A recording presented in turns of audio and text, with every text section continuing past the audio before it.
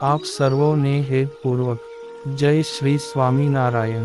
આજની સત્સંગ કથા વાર્તા નિજ મંદિર સાવરકુંડલા।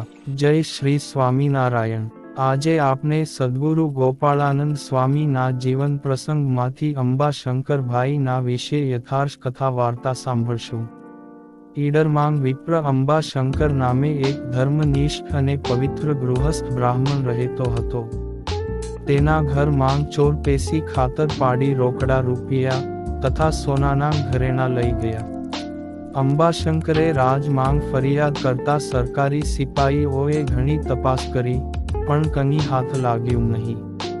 ત્યારે બ્રાહ્મણે ખુશાલ ભટ્ટને સદ્ગુરુ ગોપાળાનંદ સ્વામી મોટા પ્રતાપી જાણી પોતાના દુઃખની તમામ વાત કરી જણાવ્યું કે આ ધન સાથે ચોરો મારા કુળ પરંપરા ના ભગવાન વિષ્ણુ આદિ દેવની પંચાયતન દેવ સહિત મૂર્તિઓનો રૂપાનો દાબલો પણ લઈ ગયા। તેથી મારે 4 દિવસથી ભગવાનની પૂજા થઈ નથી અને મારે 4 દિવસનો ઉપવાસ થયો છે। માટે કૃપા કરી મારું દુઃખ દૂર થાય તેમ કરો। મને ધન પાછું નહીં મળે તો ચાલશે પણ મારા ઠાકોરજીની મૂર્તિ પાછી મળે એવું કરો, કારણ કે મારા બાપા નાસ્તિક અને બ્રહ્મ કર્મકાંડ માંગ માનતા નથી, પણ મને તો નાનપણમાં તમારા જેવા સત્પુરુષના દર્શન થયા, તેમની વાતો સાંભળી, તેથી આજે 40 વર્ષથી એવો નિયમ લીધો છે કે પંચાયતન દેવની પૂજા કરી વૈશ્વદેવ કર્યા પછી કોઈ અભ્યાગત બ્રાહ્મણને ખોળી તેને મિષ્ટાન જમાડી પછી જ મારે ભોજન કરવું। વળી મારે ઘેર હું ગાયનું પાલન કરું છું, તે પણ ઘાસનું તરણું ખાતી નથી અને પાણી પણ પીતી નથી।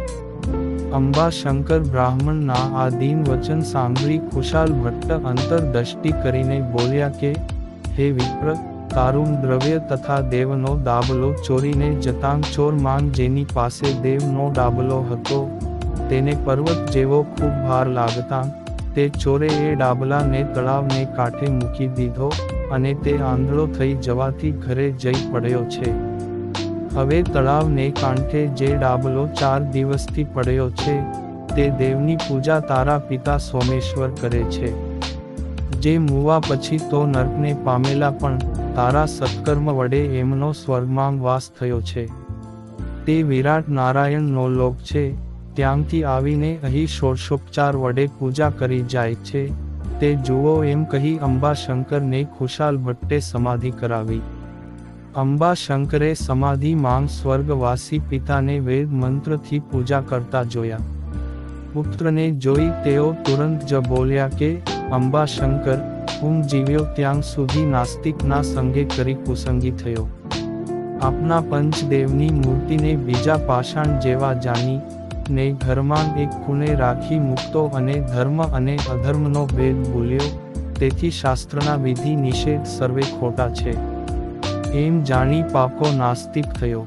તારી બાલ્યા અવસ્થા હતી ત્યારે હું મરણ પામ્યો અને યમપુરીના કષ્ટને પામ્યો હતો।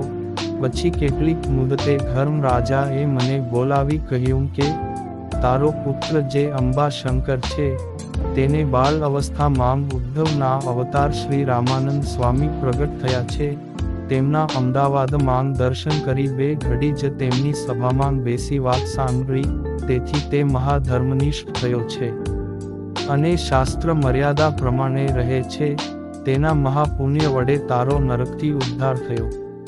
તો તું સ્વર્ગમાં જા, પછી હું ઇન્દ્રલોકને પામ્યો। વળી બ્રાહ્મણનો વેરો ઈડરના રાજા પાસે બંધ કરાવેલા ખુશાલ ભટ્ટને મેં અતિ પ્રતાપી જાણ્યા, તેથી હું સ્વર્ગલોકને પામ્યો છું। તારી દેવ ભક્તિની ટેક જોઈ હું ભગવાન શ્રી વિષ્ણુની પ્રેરણાથી આ આપના પંચાયતન દેવની 4 દિવસથી નિત્ય પૂજા કરી જાઉં છું। માટે હે પુત્ર, તે અતિ મોટા સમર્થ પરમેશ્વર જેવા આ પરમ સત્પુરુષના યોગ વડે આસ્તિક થઈ ભક્તિ કરી, તેથી મારો નરકમાંથી ઉદ્ધાર થયો છે। એમ કહી દેવનો ડાબલો ને આશીષ પુત્રને આપીને સોમેશ્વર પોતે સ્વર્ગલોકમાં ગયા। પછી થોડી વારે જ્યારે અંબાશંકર સમાધિ માંગથી જાગ્યા ત્યારે દેવનો ડાબલો એના પોતાના હાથમાં જ હતો, સમાધિ માંગ થયેલી બધી વાત ખુશાલ ભટ્ટને કહી, તેથી ત્યાં બેઠેલા સર્વને આશ્ચર્ય થયું. ખુશાલ ભટ્ટ પોતાની ગાયવાડા માંગથી છોડી અને બોલ્યા કે, અંબાશંકર, તમે બે બ્રાહ્મણો ને સાથે લઈ આ ગાયની પાછળ જાઓ ને ગાય જ્યાં ઊભી રહે અને એના 4 આંચળ માંગથી દૂધની ધારા છોડે તે સ્થાન માંગ થોડું ઊંડું ખોદાવજો, એટલે ત્યાંથી પ્રાચીન કાળમાં દટંતર થયેલું ભગવાન શ્રી શંકરનું શિવલિંગનું બાણ નીકળશે અને તેની પાસેથી જ ચોરે દાટેલું તમારું ધન પણ નીકળશે અને ભગવાન શ્રી શંકરના શિવલિંગના બાણ નીચેથી બીજી સોના મહોર પણ નીકળશે. તે ઘન વડે તમે ત્યાં ભગવાન શ્રી શંકરનું સરસ આરસનું દહેરું બંધાવજો અને જે દ્રવ્ય વધે તે ધર્મ કાર્યમાં વાપરજો. એમ કહી ગાય પાછળ મોકલ્યા. પછી ગાય આગળ ચાલી અને બાવળના ઝાડ નીચે ઊભી રહી. ત્યાં 4 આંચળમાંથી દૂધ નીકળ્યું. તે જગ્યાએ ખોબતા ખુશાલ ભટ્ટે જેમ કહ્યું હતું તે પ્રમાણે સર્વે મળ્યું. પછી અંબાશંકરે ખુશાલ ભટ્ટની આજ્ઞા પ્રમાણે એ દ્રવ્યનો તમામ ખર્ચ કર્યો તથા સાધુ બ્રાહ્મણ માટે અન્નક્ષેત્ર પણ કરાવ્યું. એ અંબાશંકર વિપ્રે જીવન પર્યંત સુખ ભોગવ્યું અને મરણ પછી ફરી પ્રાંતિજ પાસે પામોલ નામે ગામ છે, ત્યાં પવિત્ર બ્રાહ્મણને ઘેર જન્મ ધારણ કર્યો. પ્રથમ જન્મ માંગ રામાનંદ સ્વામી અને ખુશાલ ભટ્ટનો સમાગમ થયેલો. આ જન્મે સદ્ગુરુ શ્રી મહાનુભાવાનંદ સ્વામીનો પ્રસંગ થયો અને બાળ અવસ્થામાં જ સાક્ષાત શ્રી હરિના ઘણી વાર દર્શન કર્યા હતા. તેમનું નામ ગૌરીશંકર હતું. તેઓ બ્રહ્મચારી થયા ત્યારે જ્ઞાન પ્રકાશાનંદ નામ પામી બુરાનપુર નામ મંદિર માંગ ઘણા વર્ષ રહી શ્રી લક્ષ્મી નારાયણ દેવની સેવા કરી અંતે અક્ષરધામમાં શ્રી હરિની સેવામાં ગયા. પ્રસ્તુત કથા પ્રસંગ યોગીવર્ય સદ્ગુરુ શ્રી ગોપાળાનંદ સ્વામીના જીવન વૃત્તાંત માંગથી વાંચી અહીં આપને સંભળાવેલ છે. જય શ્રી સ્વામિનારાયણ.